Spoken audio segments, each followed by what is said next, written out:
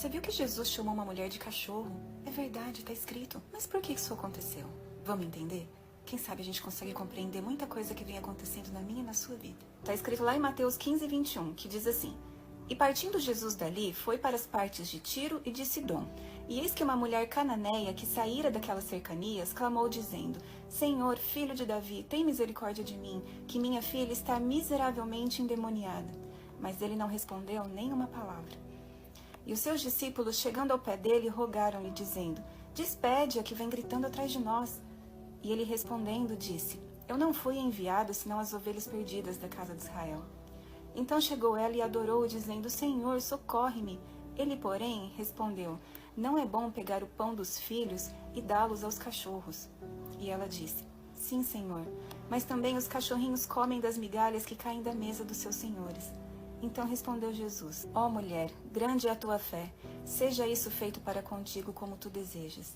E desde aquela hora, a sua filha ficou sã. Jesus estica essa mulher de uma maneira e coloca ela numa prova. Primeiro, ele fica em silêncio quando ela clama. Depois, Jesus deixa claro que ela não merece atenção porque ela não era uma israelita. Jesus fez acepção de pessoas. Mesmo assim, ela entra na frente dele e diz: socorre-me. E Jesus vai para o arremate final. Ele humilha ela. Ele diz assim: eu não vou tirar a comida dos filhos para dar para os cachorros. Nessa hora, eu acho que até Pedro ficou tenso. Jesus levou essa mulher ao extremo quando comparou ela a um cachorro. Ao extremo da humilhação. Eu imagino os discípulos pensando: ué, o que aconteceu? Cadê Jesus que amou a mulher adúltera, a samaritana no poço com a vida toda errada, que falou de amar ao próximo como a si mesmo? O que estava acontecendo? Será que Jesus não estava amando essa mulher? Jesus não respondeu, não incluiu e ainda humilhou. Mas não é Jesus que senta com os pecadores? Pra gente entender o que Jesus fez com essa mulher, a gente vai precisar ir para outro texto. Marcos conta a mesma história, assim como os evangelhos contam a mesma história, só que de pontos de vista diferentes. E Marcos relata um detalhe muito importante, que faz toda a diferença no que Deus estava fazendo na vida dessa mulher. E vai fazer toda a diferença no que Deus está falando e fazendo na minha e na sua vida. Marcos 7, a partir do versículo 24, conta a mesma história.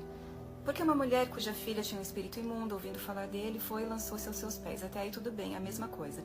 A partir do versículo 26, diz assim: E a mulher era grega, Ciro-fenícia de nação, e rogava-lhe que expulsasse de sua filha o demônio. Escute, gregos eram extremamente soberbos. Os gregos achavam que os israelitas, os judeus, eram um subpovo. Eram a escória da sociedade e tratavam eles como um povo inferior. Os gregos se achavam dono do poder e da verdade absoluta na época. Eles acreditavam que estava sobre eles toda a verdade e revelação. Eles tinham o poder do conhecimento, da filosofia, tinham recursos. Mas agora uma mulher grega se aproxima de um judeu para pedir ajuda. Ela já começou ali um processo de humilhação. Ela ouviu falar que Jesus cura e se aproxima dele com essa visão. Jesus tem algo que os gregos não tinham e ele podia curar a filha dela. Ela quebrou preconceitos e entrou em um lugar onde Deus ia começar a tratar ela. Jesus conhecia ela, conhecia o coração dela. E ele começa um processo de abater o orgulho. E ele estica ela. Estica até extrair uma fé que nem ela sabia que tinha. E Jesus não quer dar pra ela só o que ela pede. Ele quer dar o que ela precisa. Ela pede a libertação da filha, mas ela precisa de uma libertação, a do próprio orgulho. E Jesus começa a esticar fazendo silêncio. Quantas vezes você viu Deus em silêncio e a sua fé foi provada?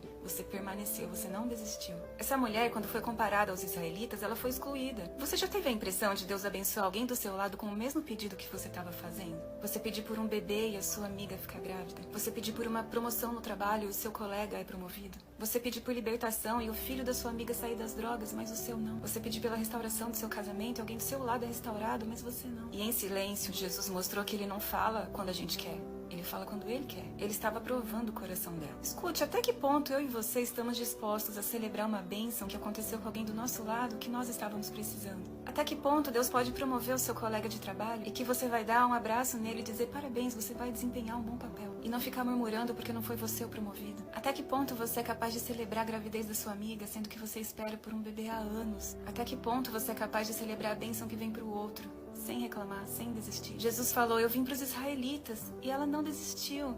Ela falou: tudo bem, eu vou continuar te pedindo, tá tudo bem. E aí, por último, Jesus compara ela a um cachorro. Teoricamente é o fim.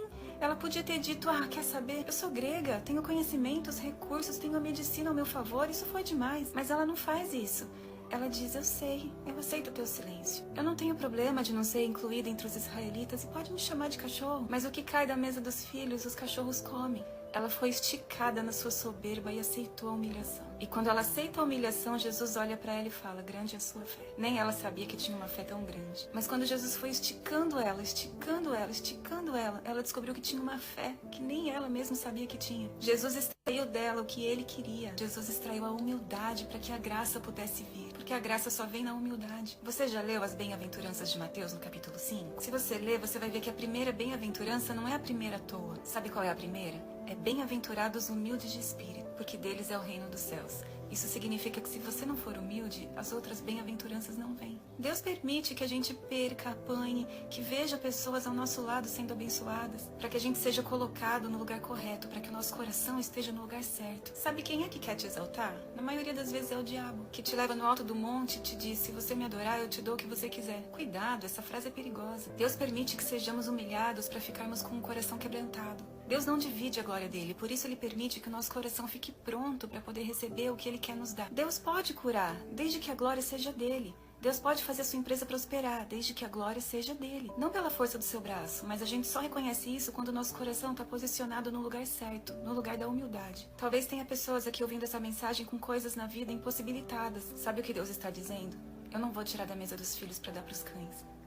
Qual vai ser sua resposta? Você vai reclamar, vai murmurar ou você vai dizer, não tem problema. Se o Senhor quer dizer, não, tá tudo bem, mas me deixa ficar perto da mesa pelo menos. Me deixa na tua presença. Eu não sou digna de sentar à mesa, é verdade, o Senhor sabe. Mas não me tira da tua presença. Em 1 Pedro, no capítulo 5, a partir do versículo 5 também, lá no finalzinho, diz assim, porque Deus resiste aos soberbos, mas dá graça aos humildes.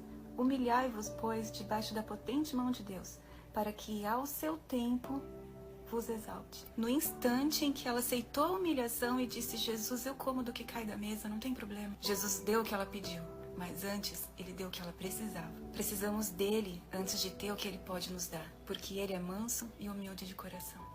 Amém.